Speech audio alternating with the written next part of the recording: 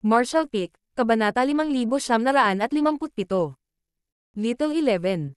Ang City Lord ng Beiluo City na ito ay halatang patay na. Noong araw, isang mahusay na hukbo ng Spirit Religion ang naglunsad ng pag-atake sa Beiluo City, ngunit ang Beiluo City ay isang mahalagang lungsod ng Black Ink Religion. Maraming mga master sa lungsod, kaya hindi madaling alisin ito, lalo na sa City Lord ng Beiluo City. Habang sumasakit ang ulo ng Spirit Religion kung paano ibababa ang Beiluo City, sa tahimik na gabing ito, dinala ni Zuji ang pinuno ng City Lord ng Beiluo City kay Li Faiyo. Habang si Li Faiyo ay nalilito pa rin, ang anyo ni Zuji ay unti-unting nawala sa gabi, ang kanyang boses ay umaalingaw-ngaw. Bago ang madaling araw, ang Beiluo City ay hindi malalaman ang tungkol dito. Hindi mo naman kailangan turuan kita kung ano ang gagawin, di ba? Teka, tawag ni Li Faiyo, hindi na nag-aalinlangan kay Zuji. Ang babaeng ito na ang pangalan ay kumalat sa buong mundo at naging sanhi ng pagbabago ng hindi mabilang na mga ekspresyon ng mga lalaki, ay talagang nasakop ng lalaking iyon. Muling lumitaw ang nawawalang figure ni Zuji. May iba pa ba? Sinabi ni Li Faiyo. Ang bagay na ipinagagawa sa iyo ng lalaking iyon ay hindi lamang ang pagpatay sa taong ito, tama ba? Unti-unting naglaho ang ngiti sa mukha ni Zuji nang bigla siyang umiwas ng tingin at tumagilid ang ulo. Kaya ayaw ko sa matatalinong babae. Tinaas ni Li Faiyo ang kanyang kilay, sa pag-aakalang tama ang kanyang nahulaan, at agad na nagtanong. Kung gayon, ano ang kompletong utos na ibinigay niya sa iyo? Ang mukha ni Zuji ay puno ng pag-aatubili habang siya ay nag-alinlangan ng mahabang panahon bago tuluyang sinabi. Sinabi ni Master na gusto niyang makipagtulungan ako sa iyo at bigyan ka ng target. Puputulan ko ang mga hadlang sa harap mo. Master. Bahagyang kumaibot ang sulok ng bibig ni Li Faiyo. Anong uri ng makalangit na paraan ang mayroon ang lalaking iyon?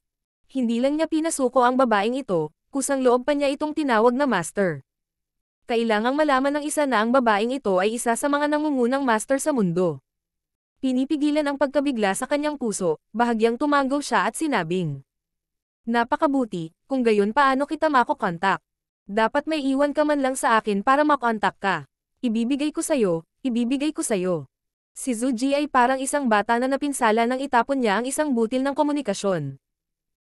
Tinanggap ito ni Li Faiyo na may nasisiyahang tingin sa kanyang mukha. Sa pagtingin sa dati niyang karibal, hindi niya maiwasang magtanong. Hindi ko akalain na ang isang babaeng tulad mo ay yuyuko sa isang lalaki.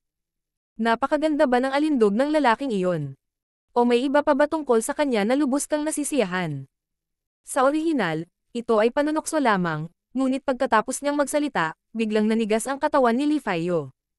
Sa kanyang paningin, biglang naging malabo ang figure ni Zuji, at sa sumunod na sandali, isang lamig ang kumalat sa kanyang buong katawan. Ang boses ni Zuji ay nanggaling sa kanyang likuran, kasing liwanag ng isang multo, at habang siya ay humihinga, ang kanyang buhok ay lumilipad.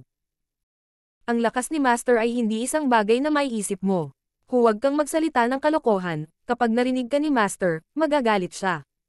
Kung magalit siya, wala akong magandang katapusan. Kung hindi, hindi ka rin magkakaroon ng magandang wakas.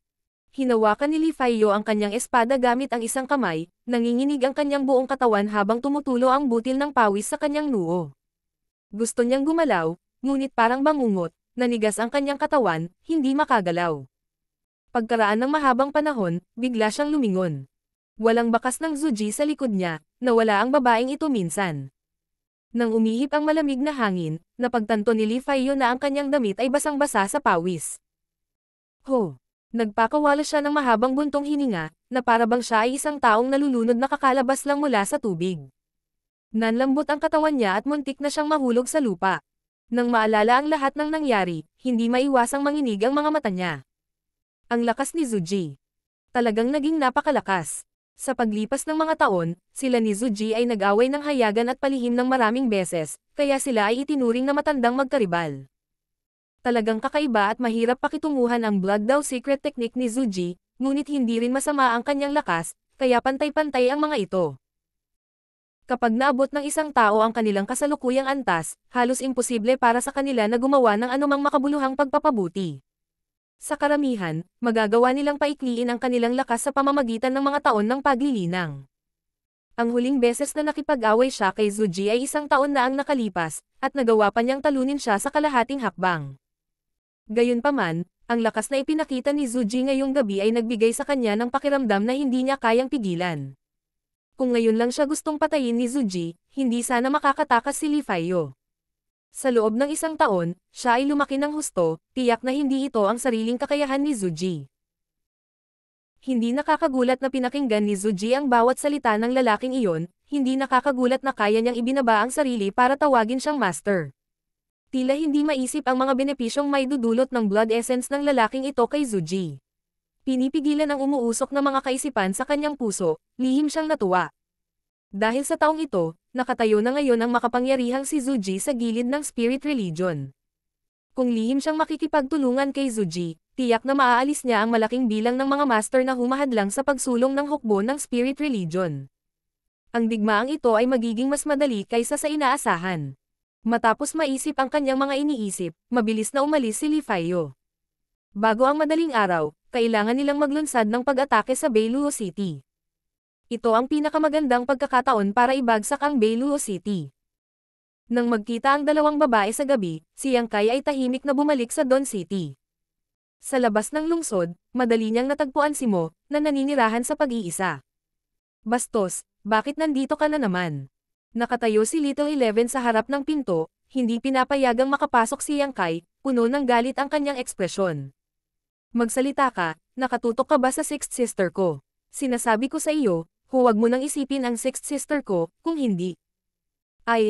Tinakpan ang kanyang ulo gamit ang kanyang mga kamay, lumingon siya at tinitigan si Mo na may hitsura ng hinaing. Kanina lang, kinatok ni Mo ang likod ng ulo niya. Sapat na kalokohan, lumabas ka at maglaro. Sinaman siya ng tingin ni Mo. Umiwas si Little 11 at may gustong sabihin, ngunit hindi siya naglakas loob. Napaawang ang bibig niya habang tumatakbo palabas, umiiyak. Nang madaanan niya si Yang Kai, sinadya niya itong mabangga. Pagkatapos tumakbo sa malayo, tumalikod siya at mabangis na sinabi. Ikaw bastos, kung maglakas loob kang gumawa ng anuman sa aking sixth sister, gagawin ko. Gagawin ko. Kung tutusin, bata pa siya at hindi makapagsalita ng malisyosong pagbabanta, kaya wala siyang maisip na sasabihin. Tumawa si Yang Kai. Ano ang gagawin mo? Sa wakas ay nagsalita si Little 11. Babasagin ko ang ulo mo. Hindi napigil ang matawa ni Yang Kai.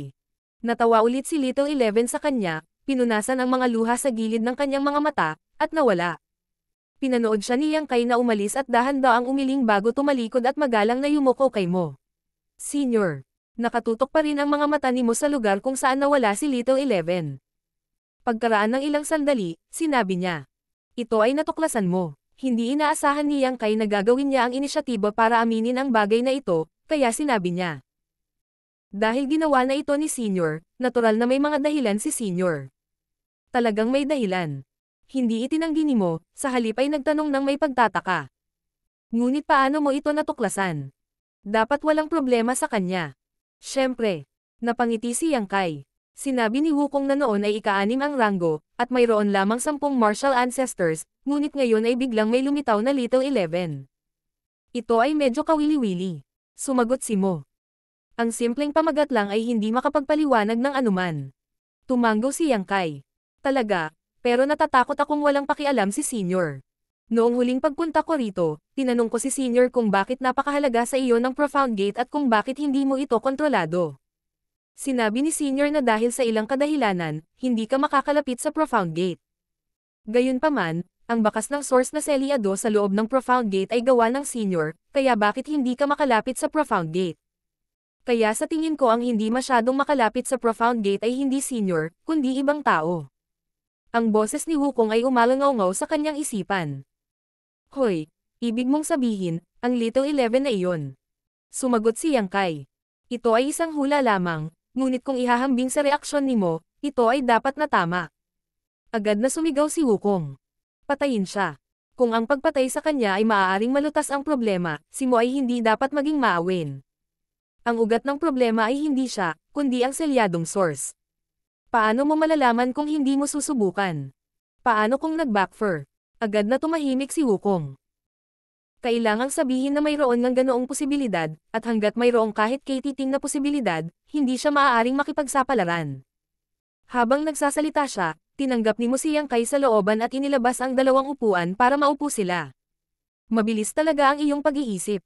Puri nimo. Gayunpaman, hindi sa gusto kong itago ito sa iyo, ito ay walang silbi kung alam mo. Tumanggo si Yang Kai. Hindi kailangang mag-alala ang senior tungkol dito. Hindi na itinuloy nimo ang paksang ito at sa halip ay nagtanong. Bakit ka bumalik?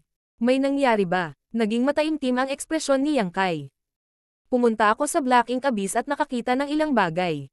Interesado si Mo. Sabihin mo sa akin ang tungkol dito.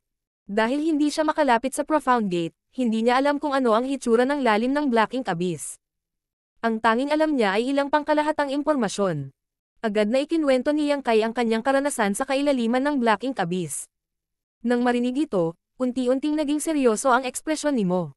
Pagkatapos magsalita ni Yang Kai, nagpakawala siya ng mapait na tawa. Mukhang hindi lang si Mo ang nag-iwan ng contingency plan. May lihim na ginawa ang Black Ink dito. Lumingon siya para tingnan si Yang Kai.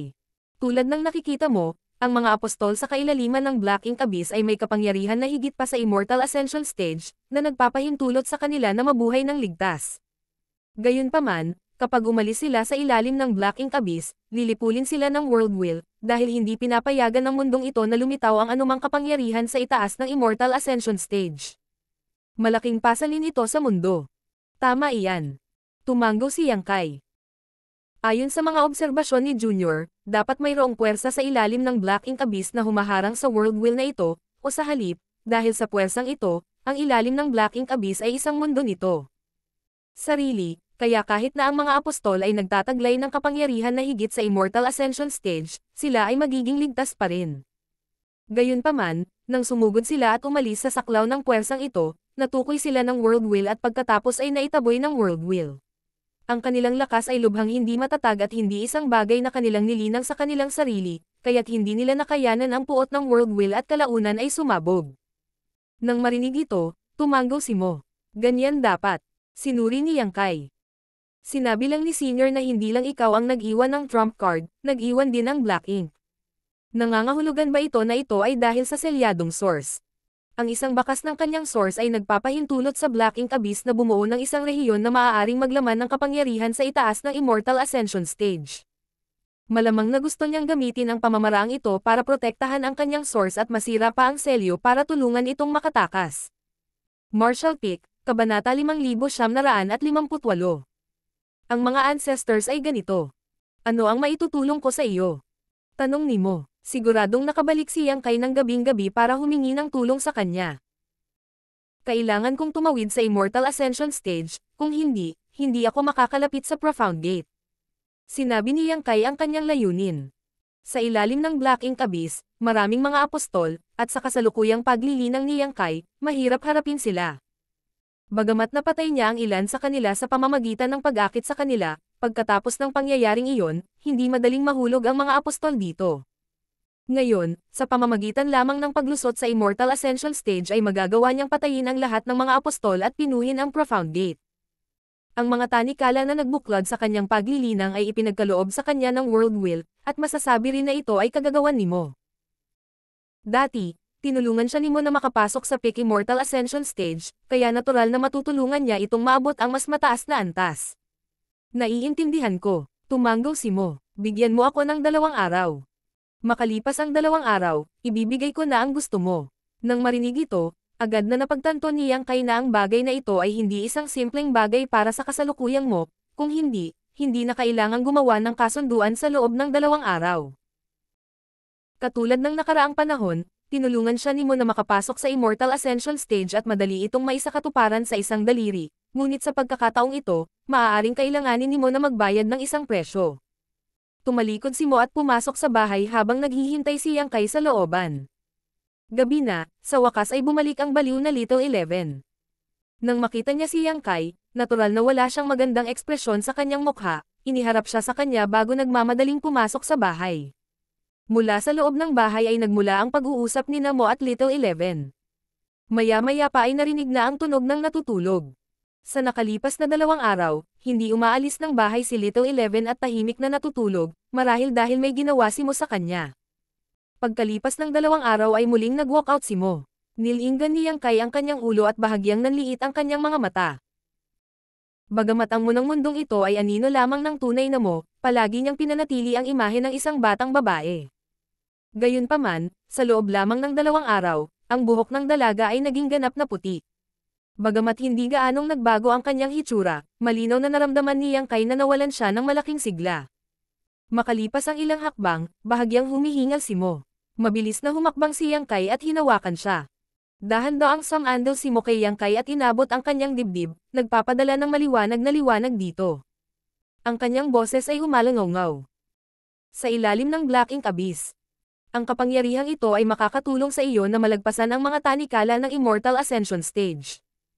Ang lugar na iyon ay pinakialaman ng Black Ink, kaya hindi ito ma-detect ng World Will, ngunit hindi ka maaaring umalis sa Black Ink Abyss na may ganitong kapangyarihan. Ang kanyang boses at aura ay napakahina, tulad ng isang matanda na nasa bingit ng kamatayan, na patuloy na umuubo habang nagsasalita. Naiintindihan ko. Tumanggo si Yang Kai at tinulungan siyang maupo bago siya binuhusan ng isang basong tubig. Uminom si Mo ng tubig at pinakalma ang sarili saglit bago nagpatuloy. Huwag kang magmadaling kumilos. Maghintay ng kaunti, hindi pa huli ang lahat para kumilos pagkatapos naganap na maalis ang Black Ink Religion. Kung kikilos ka bago noon, maaaring may ilang hindi inaasahang pagbabago. May naramdaman ba si Senior? Tanong ni Yang Kai. Dahan-daang umiling si Mo. Si Black Ink ay isang matalinong tao. Dahil nag-iwan siya ng contingency plan, hindi ito dapat maging simple. Pakikinggan ko si Senior. Pagkatapos mong pinuhin ang Profound Gate at ganap na sugpuin ang bakas ng source nito, aalis ka sa mundong ito at pupunta sa susunod na mundo sa Space-Time River. May anino din mo doon. Hanapin siya sa lalong madaling panahon at patuloy kanyang tutulungan. Bilang karagdagan, ang Profound Gate ay ang susi sa source ng Black Ink. Hindi ito maaaring alisin, kung hindi, ang kapangyarihan ng Black Ink ay ganap na maibabalik at walang magiging kalaban niya. Paulit-ulit niyang pinaalalahanan siya, na parabang binibigyan niya ito ng mga huling salita, natatakot na baka kung huli na siyang magsalita, hindi na siya magkakaroon ng pagkakataong magsalita. Namula ang mga mata ni Yang Kai at bahagyang kumunot ang kanyang ilong. Ito ay isa sa 10 martial ancestors. Kahit na siya ay namatay ng hindi mabilang na taon na ang nakalilipas, nag-iwan pa rin siya ng isang paraan upang maprotektahan ang kanyang mga juniors. Ang kanyang mga anino ay lahat ay naghihintay sa iba't ibang mundo, at ang mga anino na ito ay walang ideya kung magagawa nilang maghintay para sa isang tao na dumating. Marahil ang lahat ng kanilang pagsisikap ay magiging walang kabuluhan. Pero nagpumilit pa rin siya. Paanong ang nakababatang henerasyon, na nabuhay sa kasalukuyan, ay umaasa lamang sa pangangalaga ng kanilang mga ninuno. Tila nakita ang iniisip ni Yang Kai, tinapik ni Mo ang kanyang kamay at ngumiti. Ako ay isang anino lamang, hindi totoong buhay, hindi na kailangang malungkot. At saka, hanggat nananatili ang Space-Time River, hindi ako mamamatay. Inayos ni Yang Kai ang kanyang sarili at sinabi sa mahinang boses. Sapat na ang ginawa ni Senior, magpahinga ka muna. Ipaubaya mo sa akin ang natitira. Bahagyang tumanggo si Mo. Nagpaalam si Yang Kai kay Mo at muling nagsimula sa kanyang paglalakbay. Hindi nagtagal pagkatapos niyang umalis, lumabas si Little 11 sa kanyang silid, kinusat ang kanyang inaantok na mga mata.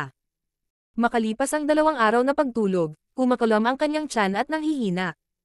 Magsasalita pa sana siya, tumangala siya at nakita si Mo, na nakaupo sa isang upuan na puno ng buhok na puti ng nyebe, nakatayo siya doon na tulala. Ngumiti si Mo sa kanya at kumaway. Uwa! Napaluha si Little 11 at sumugod kay Mo. Sixth sister, paano ka naging ganito? Paano naging puti ang buhok mo? Ayos lang ako. Pag-aaliw ni Mo, pinunasan ang kanyang mga luha, ngunit para silang mga sirang perlas, na hindi mapupunas. Sumigaw si Little 11. Sino ang gumawa nito sa iyo? Biglang may naalala, nanlaki ang mga mata niya. Grabe naman. Siya yon, di ba? Siya yon. Hindi siya, huwag kang magsalita ng kalokohan. Tanggi ni Mo, siguradong siya iyon, alam kong hindi siya mabuting tao. Naging matigas ang mukha ni Little 11, namumuo ang luha sa kanyang mga mata, pati na rin ang walang katapusang galit at puot. Biglang may lumabas na itim na ambon mula sa kanyang katawan at bumalot sa kanya. Naging malamig ang tono ni Little 11. Kung maglakas loob siyang saktan ka, papatayin ko siya. Pagkasabi niya noon ay nagmamadali siyang lumabas at kinuha ang isang kahoy na stick sa tabi ng pinto. Ang maliit na taong ito ay may hawak na kahoy na patpat at mukhang lubhang katawa-tawa, ngunit ang aura na lumalabas sa kanyang katawan ay nakakatakot. Bumalik. Saglit na hindi siya napigilan ni Mo at tumayo, gusto siyang pigilan, ngunit ang kanyang mga paa ay hindi makatayo at siya ay nahulog sa lupa, sumisigaw sa kalungkutan. Lagi kang masuwayin, sinusubukan mong magalit. Mamatay ako. Nang marinig ang paggalaw sa likod niya, lumingon si Little 11 at nakita si Mon na bumagsak sa lupa. Mabilis na nawala ang ambon na nakapalibot sa kanya at inihagis niya ang kahoy na stick sa kanyang kamay at tumakbo pabalik upang tulungang makatayo si Mo. Iyak siya ng iyak kaya tumulo ang luha at uhog. Masunurin ako, si Little 11 ang pinakamasunurin, sixth sister, huwag kang magagalit. Hinawakan siya ni Mo sa kanyang mga bisig at nagsuot ng malungkot na ekspresyon ng mahabang panahon bago sinabing, paumanhin. Mabilis na umiling si Little 11. Nagkamali si Little 11, hindi kailangang humingi ng tawad ang sixth sister. Nanatiling tahimik si Mo ng mahabang panahon bago bumantong hininga. Nang papatayin na ni Little 11 si Yang Kai gamit ang kanyang kahoy na stick, nagpakita rin ang tagiliran ni Black Ink Abyss ng ilang abnormalidad. Dati, naakit ni Yang Kai ang isang malaking bilang ng mga apostol mula sa kailaliman ng Black Ink Abyss at nagdulot ng lubos na kaguluhan. Ang Black Ink Religion ay nagbigay ng malaking kahalagahan sa bagay na ito, at sa nakalipas na 2 araw, isang grupo ng mga master ang nag-iimbestiga sa sitwasyon, sinusubukang alamin kung ano ang nangyari. Noon pa man ay gusto ng Black Ink Religion na makipag-ugnayan sa mga apostol, umaasang gamitin ang pagkakataong ito para magsaliksik ng paraan upang masira ang yugto ng Immortal Ascension. Gayunpaman, ang mga apostol ay nanirahan sa pag-iisa dito, kaya kahit ang Black Ink Religion ay walang pagkakataon. Sa makatuwid, kahit na ang Black Ink Religion ay kasalukuyang nahaharap sa pag-atake ng hukbo ng Spirit Religion, nang kumalat ang abnormalidad ng Black Ink Abyss, nakaakit din ito ng malaking bilang ng mga master ng Black Ink Religion upang imbestigahan ang sitwasyon. Gayunpaman, pagkatapos magtanong sa maraming mga disipulo na naglilinang sa kailaliman ng Black Ink Abyss, wala silang nakuhang anumang kapaki-pakinabang na mga pahiwatig. Ang alam lang nila ay nawala ang isang Third Order Immortal Ascension Stage Cultivator. Sa sandaling ito, marami sa mga master na ito ang nakakalat sa buong Black Ink Abyss, at nang nasa dulo na sila, isang sunod-sunod na pidyaw na dagandong ang biglang umalangaw mula sa ibaba, na sinundan ng isang nakakatakot na malakas na aura. Ang grupo ng mga master mula sa Black Ink Religion ay agad na naging kaina-hinala at nagsimulang mag-imbestiga. Ilang sandali pa, isang napakalaking figure ang lumabas mula sa makapal na itim na fog at pumasok sa paningin ng lahat. Apostol. Sigaw ng isang Immortal Ascension Stage Cultivator. Walang sino man ang nag-asam ng gayong maalamat na pag-iral na lilito sa harap nila. Gayunpaman, ang sorpresang ito ay tumagal lamang ng ilang sandali bago nila mabilis na napagtanto na may mali. Ang mga apostol na ito ay puno ng mamamatay tao na layunin na para bang sila ay naprovoke ng isang bagay at gustong magmadaling lumabas sa Black Ink Abyss upang lamunin ang buong mundo. Nagulat ang grupo ng mga master mula sa Black Ink Religion. Nang hindi na nila hinintay na sumagot, biglang huminto ang grupo ng mga apostol at dahan-daang bumalik sa Black Ink Abyss bago naglaho. Ilang mababang dagandong lamang ang maririnig. Nang umalangaw-ngaw ang mga dagandong na ito, isa pang tinig ang umalangaw-ngaw sa kaibuturan ng mga puso ng mga Panginoong ito.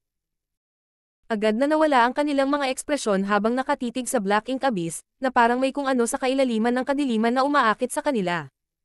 Isang figure ang lumipad pababa ng walang pag-aalinlangan. Isa pa. Ang pangatlo. Mahigit sa kalahati ng mga master ang sumugod sa kailaliman ng Black Ink Abyss at naglaho, naiwan lamang ang iilan na nakapagpanatili ng kanilang kalmado. Nang mapagtantong may mali, dali-dali silang lumipad pataas upang makatakas sa mga bulong sa kanilang mga puso. Ang pagsisiyasat ng mga apostol ay natapos sa isang kahabag-habag na paraan, at ang Black Ink Religion ay nagbayad ng malaking halaga para dito. Hindi bababa sa 10 Immortal Ascension Masters ang pumasok sa Black Ink Abyss at nawala. Pagkatapos ng ilang araw ng pagkapatas, ang pakikipaglaban ng Spirit Religion laban sa Black Ink Religion ay biglang naging hindi mapigilan. Dahil sa tuwing makakasagupa ng hukbo ng Spirit Religion ang isang malakas na kalaban, ang makapangyarihang kaaway na iyon ay misteryosong papatayin. Ang City Lord ng Beiluo City ang una. Sa orihinal, ang Beiluo City ay may Third Order Immortal Ascension Stage Master na nagbabantay dito, kaya kahit na gustong agawin ito ng Spirit Religion, kailangan nilang magbayad ng malaking halaga. Gayunpaman, ang City Lord ng Beiluo City ay lihim na pinatay isang gabi. Walang nakakaalam kung sino ang gumawa nito, at walang nakapansin sa mga galaw ng labanan. Ang isang Third Order Immortal Ascension Stage Cultivator ay misteryosong namatay. Hanggang sa nagsimulang umatake ang hukbo ng Spirit Religion ay natagpuan ng Black Ink Religion ang walang ulo na bangkay ng City Lord ng Beiluo City. Sa pagkamatay ng City Lord, bumagsak ang moral ng Black Ink Religion at tumakas ang malaking bilang ng mga masters. Ang Spirit Religion ay madaling nakuha ang Bailuo City. Sa mga sumunod na laban, muling naganap ang ganitong sitwasyon, at sunod-sunod na pinatay ang isang master ng Black Ink Clan, na naging sanhi ng pagkataranta ng mga tao sa Black Ink Religion. Hanggang sa napatay ang isang napakalakas na master ay nagpahayag ang utak ng ilang mga pahiwatig. Marshall Pick, Kabanata 5,959. Tian Faction Commander. Ang Black Ink Religion ay may 8 paksayon, na nahahati sa langit at lupa, at sa universo. Ang bawat isa sa mga pinunong ito ay isang nangungunang master sa mundong ito, at ang kanilang mga paglilinang ay matagal nang umabot sa antas ng pagbabago. Gayunpaman, dahil sa mga hadlang sa mundong ito, hindi sila nakalusot. Gayunpaman, dahil magkapareho ang kanilang mga paglilinang ay hindi nangangahulugan na pareho ang kanilang mga lakas.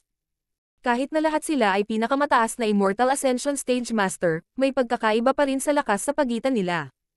Sa mga 8 Factions Commanders, ang isa na kinikilala sa publiko na pinakamalakas ay si Tian Faction Commander, Liu Buzhao. Sinasabi na ang taong ito ay ipinanganak na may isang espesyal na pangangatawan at nilinang din ng isang malalim na divine art, kaya kahit na ang kanyang paglilinang ay natigil sa tuktok ng Immortal Ascension Stage sa loob ng maraming taon, ang kanyang lakas ay palaging bumuti. Dahil sa madalas na labanan ng buhay at kamatayan sa pagitan ng 8 Factions Commanders at ng mga Masters ng Spirit Religion, ang dami ng beses na magbabago ang 8 Factions Commanders ay medyo mataas. Karaniwan, bawat 20 o 30 taon, magkakaroon ng bagong ikot. Gayunpaman, sa nakalipas na daang taon, nagawang patatagin ni Liu Buzhao ang kanyang posisyon bilang commander ng Tian Faction, at walang sino man ang nakayanan siya. Sa kanyang paghaharap sa mga master ng Spirit Religion, siya ay karaniwang nanalo. Minsan na siyang nilabanan ng Earth Faction Commander at natalo sa 3 galaw, kaya kitang-kita ang kanyang lakas. Gayunpaman, ang gayong eksperto ay lihim na pinatay. Nang sumiklab ang labanan, inisip ng mga master ng Black Ink Religion na dumating ang Spirit Religion upang salakayin ang kampo, ngunit pagdating nila sa pinangyarihan, lahat ay natulala. Sa larangan ng digmaan, si Liu Buzhao ay nakikipaglaban sa isang magandang figure. Ang kaaya-ayang figure ay napapalibutan ng madugong ambon, ang makapal na amoy ng dugo ay maaaring amoy kahit 100 metro ang layo. Ang nakikipaglaban kay Liu Buzhao ay walang iba kundi si Liu Faction Commander Zhu Ji. Sa sandaling ito, walang nakakaintindi kung bakit ang dalawang master level ng commander ay naglalaban ng husto, ngunit nang sumigaw si Liu Buzhao na si Zhu Ji ang taksil, ang mga ekspresyon ng lahat ay nagbago ng husto. Sa panahong ito, maraming mga masters mula sa Black Ink Religion ang napatay, ngunit walang bakas na makikita sa pinangyarihan. Walang nakakaalam kung sino ang gumawa ng aksyon, ngunit ang mga master mula sa Black Ink Religion ay hindi tanga. Malabo nilang naramdaman na ang isa sa mga master mula sa Black Ink Religion ay nagtaksil sa kanila. Dapat ay ang taksil na iyon na nag-uudyok ng gulo at palihim na pinapatay ang iba pang mga master ng Black Ink Religion. Gayunpaman, walang umasa na ang traidor ay talagang ang sikat na Liu Faction Commander. Sa makatuwid, nang isigan ni Liu Buzhao ang mga salitang iyon, nahirapan ang lahat na tanggapin. Gayunpaman, ang mas mahirap para sa kanila na tanggapin ay si Liu Buzhao, na kinikilala ng publiko bilang pinakamalakas, ay talagang dehado sa pakikipaglaban kay Zhu Ji. Ang bawat pag-atake ni Zhu Ji ay nakamamatay, halos matamba si Liu Buzhao sa kanyang mga paa. Walang nakakaalam kung gaano kalakas si Zhu Ji. Ang mga master mula sa Black Ink Religion na sumugod sa eksena ay gustong makialam, ngunit anuman ang katotohanan, ang dalawang commander ay hindi dapat nag-away hanggang kamatayan. Si Zhu Ji man ang traidor o hindi pa huli ang lahat para mag-verify mamaya. Gayunpaman, nang malapit na silang kumilos, 4 na figure ang lumitaw mula sa mga anino at hamarang sa kanilang landas. Agad na nakilala ng isang tao na ito ay isang blood slave na nilinang ni Zhu Ji, na kilala bilang Ghosts. Ang 4 na ito ay mga ulila na sumunod kay Zhu Ji mula noong sila ay bata pa. Itinuro sa kanila ni Zhu Ji ang Blood Dao technique at nagtanim pa ng secret technique sa kanila, na nagpapahintulot sa mga blood slaves na tumaas kasama ng kanyang lakas. Dahil dito, ang ugnayan sa pagitan ng master at mga alipin ay hindi mapaghihiwalay. Ang 4 na blood slaves ay orihinal lamang na Second Order Immortal Ascension Stage Cultivator, dahil ang kanilang master, si Zhu Ji, ay isang Third Order Immortal Ascension Stage Master, imposible para sa blood slaves na malampasan siya sa mga tuntunin ng cultivation. Ngunit sa sandaling ito, ang lakas na ipinakita ng apat na Blood Slave ay naging dahilan ng pagkalaglag ng mga panganang lahat. Ang apat na Blood Slaves na ito ay pawang mga master ng Third Order Immortal Ascension Stage. Kasabay ng katotohanan na silang apat ay namuhay ng magkasama mula noong sila ay bata pa at bihasa sa magkasanib na pag-atake, nagawa nilang pigilan ang higit sa 20 master mula sa Spirit Religion. Nang walang humahadlang sa kanya, ang mga pag-atake ni Zhu Ji ay naging mas malupit, na naging sanhi ng pagkulo ng dugo ni Yu Bazhao at pagkislap ng kanyang life force. Sa kritikal na sandali ng buhay at kamatayan, nagpakawala ng malakas na dagandong si Yu Bazhao nang biglang lumabas ang napakayaman na black ink strength mula sa kanyang katawan at pumulupot sa kanya. Kaagad pagkatapos, nagsimulang lumaki ang kanyang katawan at lumitaw ang malalaking bukol ng laman, na nagbubuga ng makapal na amoy. Kasabay nito, ang kanyang aura ay lumagpas sa mga tanikala ng Immortal Ascension at umabot sa isang ganap na bagong kaharian. Natigilan si Zhu Ji at nakatanggap ng suntok mula sa kanya, halos sumabog ang buong katawan niya. Gayunpaman, isang beses lang sumuntok si Yu Bazhao, dahil sa sandaling lumagpas ang kanyang aura sa limitasyon ng Immortal Ascension Stage, bumaba ang World Will at pagsupil. Isang malungkot na sigaw ang lumabas sa bibig ni Yu Bazhao habang ang kanyang katawan ay patuloy na lumalawak, sa kalaunan ay sumabog sa isang madugong ambon, hindi man lang nag-iwan ng bangkay. Ang mayamang black ink strength ay tumangay sa lahat ng direksyon. Ang labanang ito ay nagulat sa mundo, at ang makapangyarihang Tian Faction Commander ay lihim na pinatay ng commander ng Yu Faction, sa kalaunan ay naging ambon ng dugo na walang mga buto. Gayunpaman, ang kapalaran ni Yu Bazhao ay lubos na nakakalungkot. Ang Tian Faction Commander na ito ay pinatay ng World Will pagkatapos maging isang apostol. Si Zhu Ji ay wala kahit saan, at maging ang apat na Blood Slaves ay nawala ng walang bakas. Naiwan ang malaking bilang ng gulo, marami sa mga master ng Black Ink Religion ang nakaramdam ng kirot sa kanilang puso. Kung ikukumpara sa pagganap ni Yu Bazhao, ang isa pang bagay na ikinababahala ng lahat ay ang paglilinang ni Zhu Ji. Ayon sa mga masters mula sa Black Ink Religion na sumugod sa eksena at nakasaksi sa labanan, si Yu Bazhao ay pinigilan ni Zhu Ji noong panahong iyon. Kung hindi siya lubusang dahado, hindi siya mapipilitang mag-transform bilang isang apostol. Sa madaling salita, si Zhu Ji ay talagang mas malakas kaysa kay Yu Bazhao. Ito ay simpleng hindi maisip. Sa orihinal, si Zhu Ji ay itinuturing na isa sa mga nangungunang master sa mundong ito, ngunit kumpara kay Yu Bazhao, mayroon pa ring malaking agwat sa pagitan nila. Paano niya masusugpo si Yu Bazhao? Gayunpaman, pinatunayan ng paglilinang ng Blood Slaves ang lakas ni Zhu Ji mula sa ibang pananaw. Ang Blood Slaves at Zhu Ji ay nagkaroon ng malalim na ugnayan. Kung mas malakas si Zhu Ji, mas magiging malakas ang Blood Slave, at ang lakas ng Blood Slave ay hinding-hindi hihigit kay Zhu Ji. Noong si Zhu Ji ay nasa Third Order Immortal Ascension Stage, ang apat na Blood Slaves ay nasa Second Order Immortal Ascension Stage lamang. Gayunpaman, ang lakas na ipinakita ng mga Blood Slaves ay umabot na sa Third Order Immortal Ascension Stage sa sandaling ito. Ito ay malinaw na nagpakita ng problema. Ang katotohanan ng bagay ay malinaw. Nais ni Zhu Ji na patayin si Yu Bazhao ng palihim, ngunit ang pundasyon ni Yu Bazhao ay masyadong malalim, kaya hindi agad siya nagawang patayin ni Zhu Ji. Ang dalawa sa kanila ay agad na sumabak sa isang matinding labanan, na hindi nagtagal ay nasaksihan ng marami sa mga master ng Black Ink Religion. Pagkatapos ng investigasyon, nakumpirma na ng lihim na inatake ang mga master ng Black Ink Religion, may mga bakas ng Zhu Ji o Blood Slaves na lumilitaw sa malapit. Lalo na sa araw na pinatay ang City Lord ng Beiluo City, si Zhu Ji ay nasa lungsod. Ngunit sa oras na iyon, walang nagdududa sa kanya. Walang alinlangan na si Zhu Ji ay nagtaksil sa Black Ink Religion, ngunit walang makakaintindi kung bakit ginawa ito ng Yu Faction Commander na ito. Nang kumalat ang balita sa Spirit Religion, ang grupo ng mga masters mula sa Spirit Religion ay natarante rin at halos naisip na ito ay peking impormasyon mula sa Black Ink Religion. Tanging si Li Feiyo, na lihim na nakikipagtulungan kay Zhu Ji, ang nakaunawa na hindi ito maling impormasyon, bagkus ang katotohanan. Ang ikinagulat niya ay si Zhu Ji ay mas malakas pa sa inaakala niya. Noong gabing iyon, napagtanto niya na hindi siya kapantay ni Zhu Ji, ngunit hindi niya akalain na kahit si Yu Bazhao ay mahuhulog sa kanyang mga kamay. Sa huli, ang piraso ng impormasyong ito ay napatunayan, at lahat ng mga nakatataas sa Spirit Religion ay nagalak. Sa orihinal, si Yu Bazhao ay isang malaking bundok na nakatayo sa harap ng Spirit Religion, at maging ang Eight Banners Master ay walang kumpiyansa na malampasan siya sa mga tuntunin ng lakas.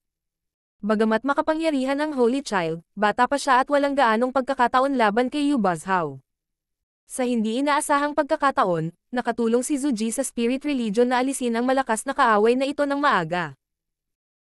Sa ilang sandali, ang impresyon ng Spirit Religion kay Zuji ay nagbago ng husto, iniisip na ang babaeng ito ay biglang naliwanagan at nais na talikuran ang kadiliman at hanapin ang liwanag. Ang Spirit Religion ay nagsimulang maghanap kay Zuji, at ang Black Ink Religion ay naghahanap din. Gayunpaman, pagkatapos ng labanan ng gabing iyon, si Zuji at ang 4 na Blood Slaves ay naglaho na parang nawala sila sa hangin. Sila ay bihasa sa pagpatay, ang pinakamahusay na mga mamamatay tao sa mundong ito, at ang kanilang mga kasanayan sa pagbabalat kayo ay nasa tuktok ng pagiging perpekto. Kung gusto nilang itago ang kanilang mga sarili, walang makakahanap sa kanila. Ang hindi may kakaila ay tiyak na ginagamot ni Zuji ang kanyang mga sugat. Ang kapangyarihan ng kamao ni Yu Bazhao noong siya ay naging isang apostol ay napakahusay, kaya kahit na hindi namatay si Zuji, tiyak na siya ay malubhang nasugatan. Sa maikling panahon, imposibleng pukawin muli ang gulo. Akala ng Black Ink Religion.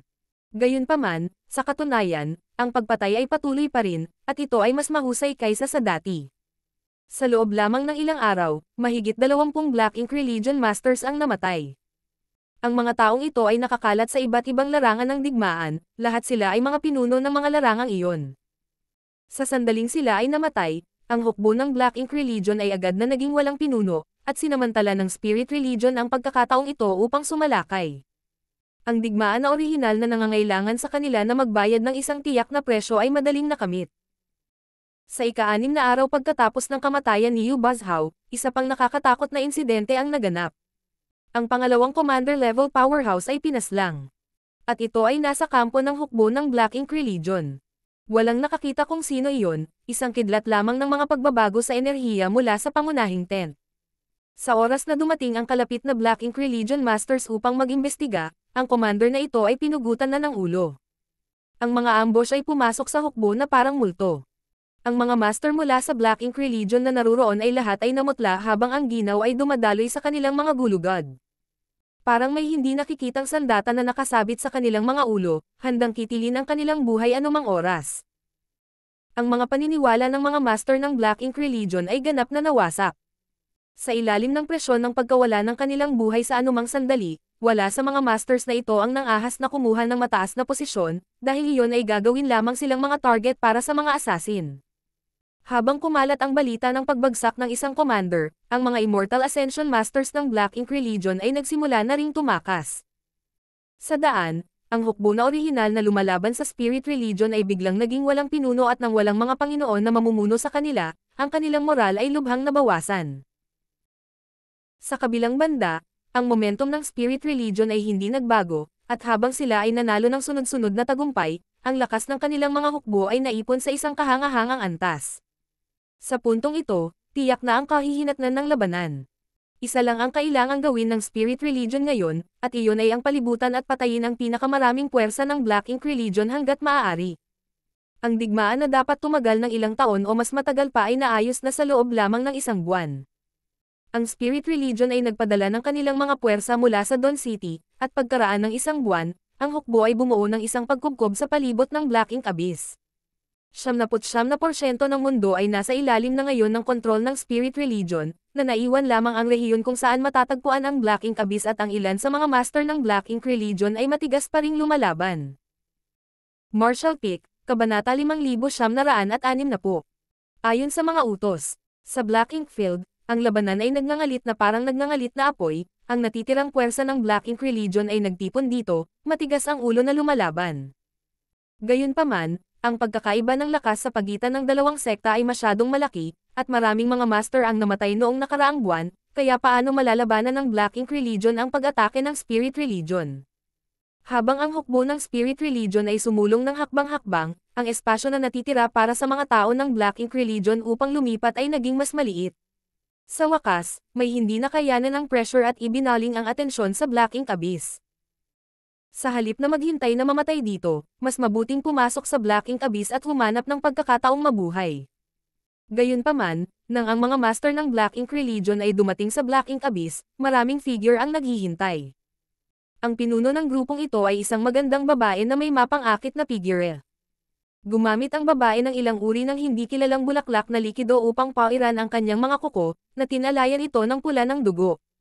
Relax ang ekspresyon niya habang naguham ng hindi kilalang kanta. Ang eksenang ito ay lubhang kakaiba habang ang hangin ay umaalulong sa paligid ng napakalalim na kailaliman. Zuji, may tumawag. Ang nakapidyo sa kanila ay ang nawawalang Yu Faction Commander, si Zuji. Mula noong huling pakikipaglaban niya kay Yu Bazhao, walang balita tungkol sa kanya, kaya walang nakakaalam kung saan siya nagtatago.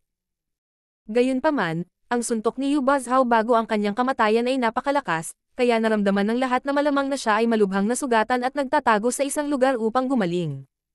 Sa hindi inaasahan, ang babaeng ito ay dumating sa gilid ng Black Ink Religion sa isang punto at nakatayong nagbabantay dito. Hindi siya nag-iisa, sa likod niya ay nakatayo ang 4 na blood slaves na tinatawag na ghosts. Tahimik silang 4 na nakatayo sa likod ni Zuji, walang pakialam ang kanilang mga ekspresyon, ngunit walang nang-ahas na maliitin sila. Ito ay dahil ang 4 na ito ay pawang mga Third Order Immortal Ascension Stage Master. Ang 4 sa kanila ay minsang bumuo ng isang pormasayon upang harangan ang magkasanib na pag-atake ng higit sa 20 Immortal Ascension Stage Masters mula sa Black Ink Religion. Isang powerhouse mula sa Black Ink Religion ang humakbang at tinanong si Zuji. Senior Zuji, pinagtaksilan mo ba talaga ang Black Ink Religion? Ipinagpatuloy ni Zuji ang pagpapahid sa kanyang mga kuko, hindi man lang itinaas ang kanyang ulo habang mahinang sumagot. Hindi, saan ka nakikinig ng ganoong kalokohan? Halatang hindi inaasahan ng lalaki na tatanggihan siya ni Zuji ng ganoon kabiles, kaya hindi niya maiwasang magsabi ng galit. Dahil hindi mo ipinagkanulo ang Black Ink Religion, bakit mo pinatay ang mga Panginoon ng sekta? Kahit na si Lord Yu Bazhao ay pinatay mo, kung hindi dahil sa... Galit na galit siya kaya hindi niya naituloy. Kung hindi dahil sa lihim na nagdudulot ng gulo si Zuji, hindi sana matatalo ng ganoon kabiles ang Black Ink Religion. Sa labanang ito na tumagal lamang ng 1 buwan, napakarami sa mga master ng Black Ink Religion ang napatay, lalo na ang pagkamatay ni Yu Bazhao, na isang nakamamatay na dagok sa momentum ng Black Ink Religion. Ito. Matapos ipahid ni Zuji ang kanyang mga kuko, iniunat niya ang kanyang mga daliri at tiningnan ang mga ito, tila hindi nasisiyahan, nakasimangot. Sinusunod ko lang ang utos. Sumusunod sa utos. Natigilan ang lahat. Si Zuji ay makapangyarihan na ngayon at masasabing pinakamalakas sa mundo, kaya sino ang maaaring mag-utos sa kanya? Tumangala si Zuji sa mga taong nasa harapan niya at naunawaan ang kanilang intensyon. Ipapayo ko sa iyo na huwag pumasok sa Black Ink Abyss. Nakakunot ang noo ng taong nagsalita at nagtanong. Balak ba ni Senior na pigilan kami sa pagpasok sa Black Ink Abyss? Tumango si Zuji. Bakit? Galit na tanong ng lalaki. Sa ngayon, ang hukbo ng Spirit Religion ay ganap na napalibutan ang Black Ink Religion, at ang pagpasok sa Black Ink Abyss ay ang tanging paraan nila palabas, ngunit hinaharangan ni Zuji ang kanilang landas. Sumusunod sa utos. Sagot ni Zuji. Ang pangungusap na ito muli. Maaari ko bang tanungin si Senior, sino ang nagbigay sa iyo ng utos na ito? Seryosong tanong ng lalaki. Umiling si Zuji. Hindi mo na kailangang malaman pa. Sa panahong ito ng pakikipag-ugnayan, malabo niyang naramdaman na ang pag-iral ng taong ito ay bawal sa mundong ito, kaya pinakamahusay na huwag ipaalam ito sa napakaraming tao. Paano kung ipilit naming pumasok? May humakbang pasulong, hindi dahil hindi siya natatakot sa prestihiyo ni Zuji, ngunit dahil mayroon silang kalamangan sa mga numero. Itinaas ni Zuji ang kanyang mga mata upang tumingin sa kanya at ang kanyang anyo ay tila lumabo saglit. Nang muling tumigas ito, dahan-dahang itinaas ni Zuji ang kanyang daliri at tinitigan ang pahid ng pula sa dulo ng kanyang daliri, ngumiti ng walang kabuluhan. Oo naman, ang kulay na ito ang pinakamaganda. Isang mahinang amoy ng dugo ang biglang napuno ng hangin. Napansin ng lahat na may mali at napalingon sa kakasalita, nakita ko na lang na tinakpan ng kamay ng taong iyon ang kanyang dibdib, biglang naging mapatlo ng papel ang mukha, bahagyang umindayog ang kanyang anyo bago bumagsak sa lupa. Tumalsik ang dugo mula sa kanyang dibdib at kinulayan ng pula ang lupa. Isang Second Order Immortal Ascension Stage Cultivator ang namatay ng ganoon, at walang sino man ang malinaw na nakakita kung paano umatake si Zuji. Bumalik ka, mahinang bulong ni Zuji. Bagamat hindi malakas ang boses niya, napaatras ang lahat dahil sa gulat, at ang dalawang lider ay hindi nang ahas na harapin ang kapangyarihan ni Zuji. Pagkaraan ng ilang sandali ng pag-aalinlangan, ikinaway ng dalawang pinuno ang kanilang mga kamay. Tara na, Nangunguna sa isang grupo ng mga master mula sa Black Ink Religion pabalik sa parehong paraan kung paano sila dumating. Noong una, inakala nila na ang pagpasok sa Black Ink Abyss ay isang paraan palabas, ngunit ngayon ay tila kailangan nilang patayin ang kanilang daan palabas. Sa pagtingin sa papaalis na mga figure ng mga miyembro ng Black Ink Religion, si Zuji ay naginat ng tamad at ibinaba ang kanyang ulo upang tumingin sa kailaliman ng Black Ink Abyss. Dahil inutusan siya ng kanyang master na bantayan ang lugar na ito at huwag hayaang makapasok ang sinuman sa Black Ink Abyss, natural na kailangan niyang tuparin ang kanyang mga utos ng maingat. Kung tungkol sa pagpatay sa mga taong iyon, ipaubaya na lang niya sila sa Spirit Religion, tinatamad siyang gumawa ng kahit ano. Ginagawa ko lang ang aking trabaho. Tahimik na pinuri ni Zuji ang sarili sa kanyang puso, naghihintay na lumabas ang kanyang master at humingi ng reward. Hindi niya napigil ang dilaan ang mapupulang labi. Bahagyang nagiba-iba ang aura ng 4 na blood slave sa likod niya habang mahinang sinabi ni Zuji. Iyon na silang lahat. 4 na figure ang agad na lumitaw sa likuran niya at pinalibutan ang nahulog na Black Ink Religion Master, bawat isa sa kanila ay gumagamit ng sarili nilang secret techniques. Hindi nagtagal, napuno ng madugong ambon ang hangin at nilamon ng mga blood slaves. Noong nakaraan, hinding-hindi mawawala si Zuji sa blood essence ng Second Order Immortal Ascension Stage Cultivator. Habang mas pinipino niya ang blood essence, mas lumalakas siya. Gayunpaman, pagkatapos makatanggap ng ilang gantimpala mula sa kanyang master, wala na siyang interes sa blood essence ng mga ordinaryong tao. Sa ngayon, isa lang ang layunin niya. Isang araw, bibigyan siya ng kanyang master ng isang patak ng True Blood.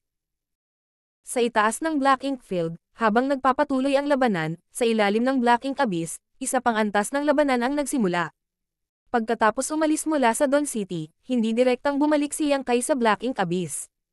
Sa halip, lihim niyang pinatay ang ilang master ng Black Ink Religion para linisin ang daan para sa hukbo ng Spirit Religion at natagpuan si Zuji, na kasalukuyang nagpapagaling sa kanyang mga sugat.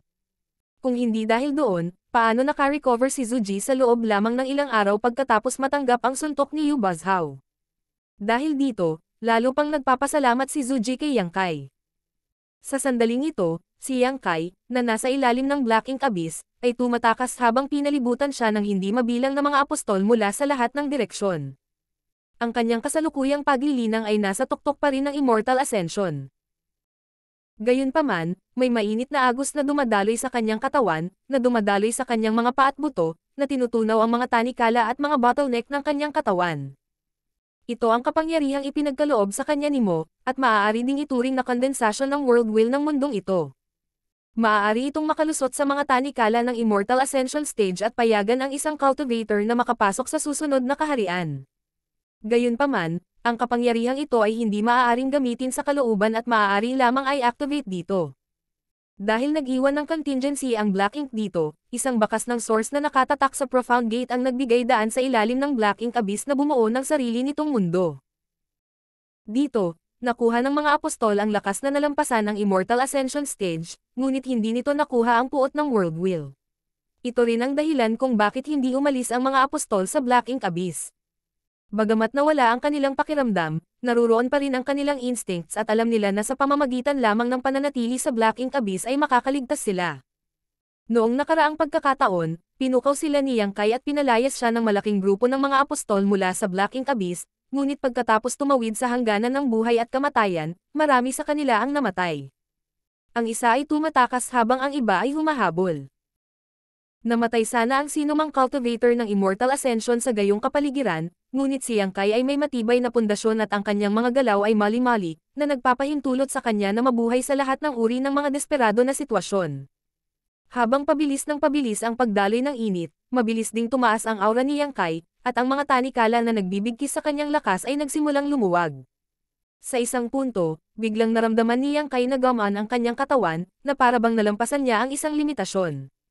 Ang dati ng marilag na aura ay naging mas mabangis habang ang isang nakikitang shockwave ay kumalat sa lahat ng direksyon. Paglusot sa walang kamatayang pag-akyat. Para sa mga cultivator ng mundong ito ang kanilang panghabang buhay na pangarap, ngunit para kay Yang Kai, ito ay walang iba kundi muling buhayin ang kaharian na naranasan niya noon.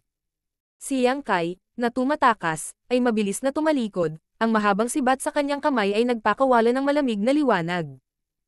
Ang Sibat ay napaliligiran ng kapangyarihan ng isang Transcendent Realm Master habang tumutusok ito sa mga butas ng mata ng isang apostol na tumatalon patungo sa kanya. Sa isang mahinang pop, ang ulo ay sumabog, at inilabas muli ni Yang Kai ang kanyang Sibat. Ang mga imahe ng Sibat ay nahulog tulad ng isang talon. Isa-isang sumabog sa himpapawid ang mga apostol na kanina pa sumusugod sa kanya, mabilis na naglaho ang kanilang makapangyarihang aura. Sa paglilinang ng 9th grade Heaven Opening Realm, madaling mapatay ni Yang Kai ang mga apostol na ito na nawalan ng malay. Napuno ng blood at black ink strength ang hangin habang ang figure ni Yang Kai ay nanatiling hindi gumagalaw, pinapanatili lamang ang ritmo ng pagguhit ng kanyang sibat at dahan-dahang nagtatambak ng bundok ng mga bangkay. Sa paglipas ng mga taon, hindi mabilang na mga apostol ang isinilang sa Black Ink Abyss, at kung walang naglilinis sa kanila, tataas lamang ang bilang sa hinaharap, ngunit sa sandaling ito, lahat sila ay namatay sa ilalim ng sibat ni Yang Kai. Nabali ang sibat na ninakawan ni Yang Kai mula sa isang master ng Black Ink Religion ay hindi nakayanan ang ganoong matinding labanan. Nang walang sibat, si Yang Kai ay mayroon pa ring sariling kamao. Kahit na ang Dragon Vein ay napigilan din ng husto, habang ang kanyang cultivation ay umabot sa Transcendent Realm, ang kapangyarihan ng Dragon Vein ay tumaas din. Sunod-sunod na apostol ang bumagsak sa lupa. Sa isang punto, si Yang Kai ay nakatayo sa ibabaw ng bundok ng mga bangkay at dagat ng dugo, walang buhay na nilalang sa paligid niya. Inalog ang dugo sa kanyang mga kamay, lumabas si Yang Kai mula sa bundok ng mga bangkay. Sa kailaliman ng Black Ink Abyss, tanging katahimikan at wala ng dagandong mula sa mga apostol. Tinukoy niya ang direksyon at tinungo ang Profound Gate. Kasabay nito, ang mahusay na labanan sa itaas ng Black Ink Abyss ay natapos na rin. Pinalibutan sila ng Spirit Religion mula sa lahat ng panig, at sa harap ng napakalaking pagkakaiba sa lakas, ang Black Ink Religion ay walang paraan upang labanan. Ang natitirang mga miyembro ng Black Ink Religion ay pinatay lahat. Isang pagsabog ng tagay ang umalungaw habang ang pangalan ng Holy Child ay kumalat sa malayong lugar. Sa sandaling ito, ang prestihiyo ng Holy Child ay umabot sa isang hindi pa nagagawang antas. Ang Spirit Religion at ang Black Ink Religion ay lumaban sa loob ng maraming taon, ngunit hindi nila kailanman naalis ang malaking banta na ito. Marami sa mga katutubo ng Primordial World ang inapi at pinahirapan ng Black Ink Religion.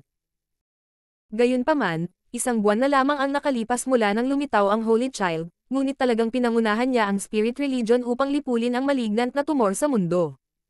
Ang tagapagligtas mula sa Propacia ay talagang pambihira.